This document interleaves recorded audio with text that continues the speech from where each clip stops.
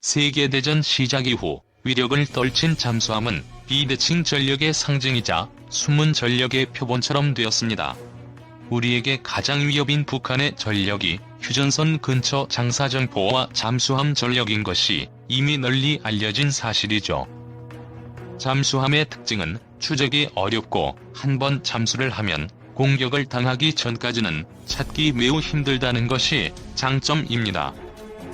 독일의 209급 디젤 잠수함을 면허 생산하고 한국형으로 약간의 개조를 해서 장보고급이라는 명칭으로 현재 9척이 건조되어 전력화된 한국형 잠수함입니다. 한국형 원자력 잠수함의 설계 및 개발의 밑거름이 이 장보고급 잠수함에서 시작되었다 봐도 무방할 듯합니다. 장보고급 잠수함은 정숙성이 매우 우수하며 어뢰와 기대는 물론 하품 발사도 가능합니다. 잠수함 개발에서도 장보고급 잠수함은 매우 중요한 위치에 있는데요.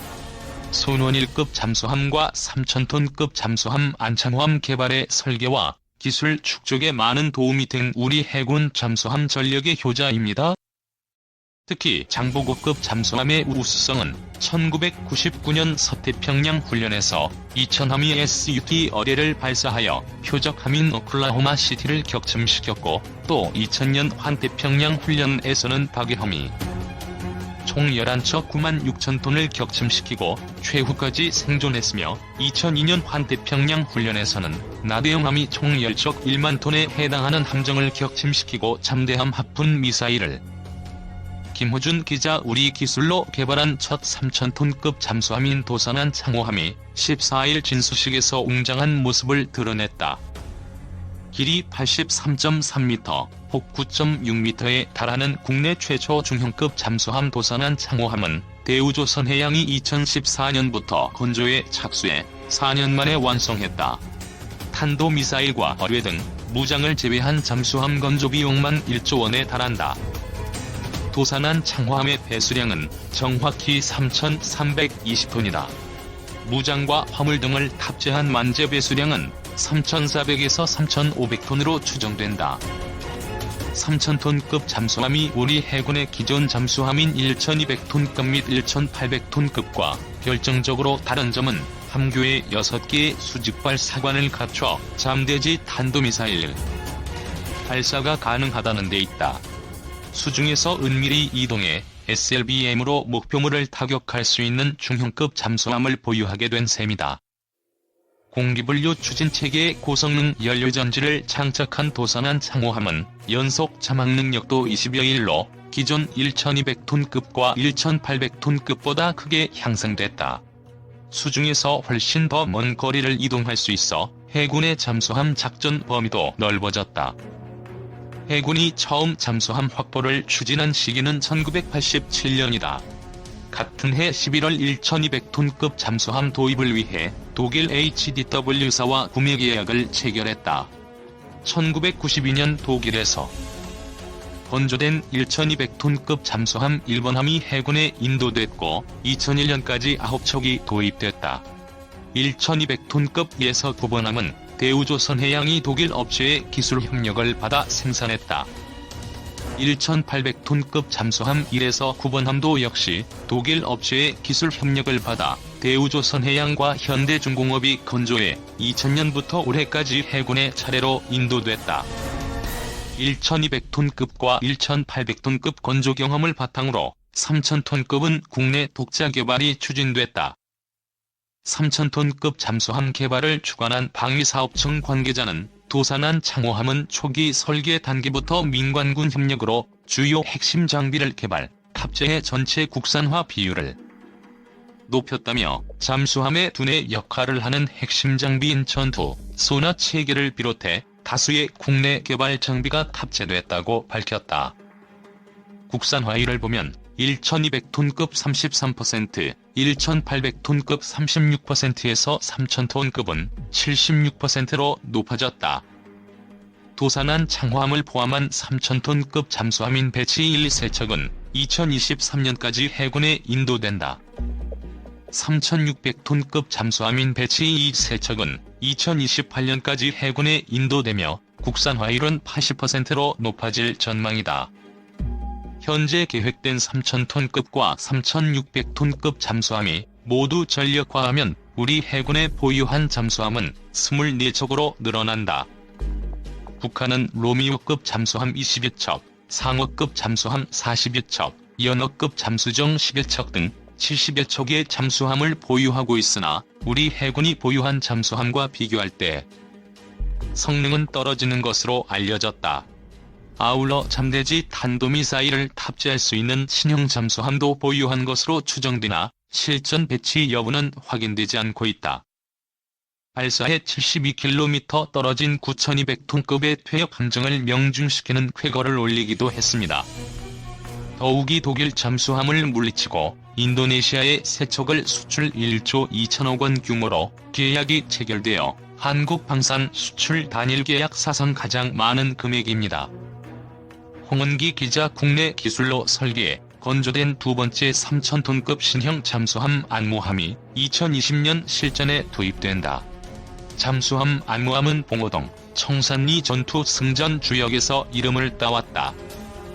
방위사업청은 해군과 함께 도산한 창호급 이번함 진수식을 10일 거제 대우조선해양 옥포조선소에서 거행한다. 배수량 3,000톤의 도산한 창호급 잠수함은 기존 장보고급, 손원일급 잠수함과 달리 우리나라 독자 기술로 건조됐다. 지난 2018년 9월 진수한 도산한 창호함이 1번함, 이날 진수하는 안무함이 2번함이다. 안무함은 길이 83.3m, 폭 9.6m의 수중 최대 속력은 20kts 이상, 탑승 인원은 50여 명으로 1번함인 도산한 창호함과 동급 함정이다. 해군은 도산한 창호급 잠수함 한 명으로 독립운동에 공헌했거나 광복 후 국가발전에 기여한 인물을 사용해온 전통에 따라 이번함을 안무장군의 이름을 따 안무함으로 명명했다. 안무장군은 대한제국 진위대 출신으로 일제의 군대 해산에 항거하면서 독립운동에 투신했고 1918년 국민회군 사령관으로 400여 명의 병사들과 국내 진입 작전을 수행했다. 특히 안무장군은 1920년 봉오동 전투와 청산리 전투에 참가해 일본군을 대파하는 등 승전에 큰功을 세웠다. 그는 1924년 일본 경찰의 습격으로 총상을 입고 체포돼 그해 순국했다. 정부는 1980년 건국훈장 독립장을 추서했다. 진수식에는 안무장군 후손들도 참석해 의미를 더한다. 안무함은 앞으로 인수평가 기간을 거쳐 2022년에 해군에 인도되며 이후 전력화 과정을 거쳐 실전 배치될 예정이다. 11일 창설 58주년을 맞은 해군은 21세기 대양 해군을 향한 순항을 거듭하고 있다. 창설 초창기인 1946년 10월 미군으로부터 상륙정 2척을 인수, 열악한 환경에서 출발한 해군은 2008년께 차세대 꿈의 구축함이라 불리는 이지스급 구축함을 확보할 계획이다. 오늘에 이르기까지 해군은 55년 유엔군으로부터 해상작전 지휘권을 인수하면서 명실공히 한국 해역을 독자적으로 방어하기 위한 전력 증강에 힘써왔다. 70년대 들어 우리 국력이 신장하면서 수상, 수중, 항공의 입체 전력이 본격화되기 시작했다. 80년 최초의 국산 호위함인 울산함이 진수해 국산 호위함 시대를 맞았고 90년대에는 군수지원함과 신형 상륙함을 확보했으며 92년에는 우리 해군 사상 최초로 수중 전력인 잠수함 장보고함을 인수함으로써 새로운 잠수함 역사를 써나가게 됐다. 특히 1번함인 장보고함만 독일에서 도입했을 뿐 92년 10월 2번함인 이천함부터 현대과학의 총아라 불리는 잠수함을 국내에서 건조함으로써 해군은 물론 우리나라 조선업계도 새로운 전기를 마련했다. 잠수함을 운용하게 된 해군은 그동안 100번 잠항하면 100번 부상한다는 안전의식으로 초창기 잠수함 운용의 어려움을 극복, 지난해 10월 잠수함 운용 및 무사고 10주년을 달성했다. 이와 함께 96년부터 하와이 근해에서 개최된 환태평양 훈련에 참가하면서 원형항해 능력과 잠대함 유도탄 발사 능력을 입증받는 등 짧은 운용 기간에도 불구하고 한국 해군의 위용을 당당히 펼쳤다. 또한 95년부터 해상 초계기인 P-3C를 확보, 운용하면서 명실공히 우리 해군의 전력이 입체전력으로서의 기능을 수행하게 됐다. 90년대부터 세계 최고 수준인 해운력에 걸맞고 급변하는 미래의 해양안보 환경에 대비하고자 차세대 구축함 사업을 시작하면서 자주 국방 역량을 극대화하는 전력 증강 사업의 착수, KDX 사업의 첫 단계 결실인 광개토대왕함을 비롯한 세 척의 3,000톤급 구축함을 98년부터 확보하게 됐다. 지난해에는 4,000톤급 구축함인 KDX-2 충무공 이순신함의 진수식을 가진 데 이어 올 4월에는 문무대왕함을, 10일 오전에는 국방부 장관을 비롯한 주요 내빈과 관계자가 참석한 가운데 3번 함인 대조영함의 진수식을 가질 예정이다. 오늘의 해군이 있게 된 것은 해군 선각자들의 피나는 노력이 뒤따랐기에 가능했다. 해군은 광복되던 해인 45년 초대 해군 참모총장을 역임한 손원일 제독을 중심으로 일부 선각자들이 해군 창설에 큰 뜻을 품고 8월 21일 해사대를 조직하고 9월 30일 해사보국단과 통합해 조선해사협회를 발족시켰다. 45년 11월 11일 서울 표훈전에서 손제독을 단장으로 70여 명이 모인 가운데 해안경비대의 성격을 띤 해방병단 결단식을 가졌다. 해방병단은 46년 6월 조선해안경비대로 개편됐고 48년 정부 수립과 함께 해군으로 발족됐다.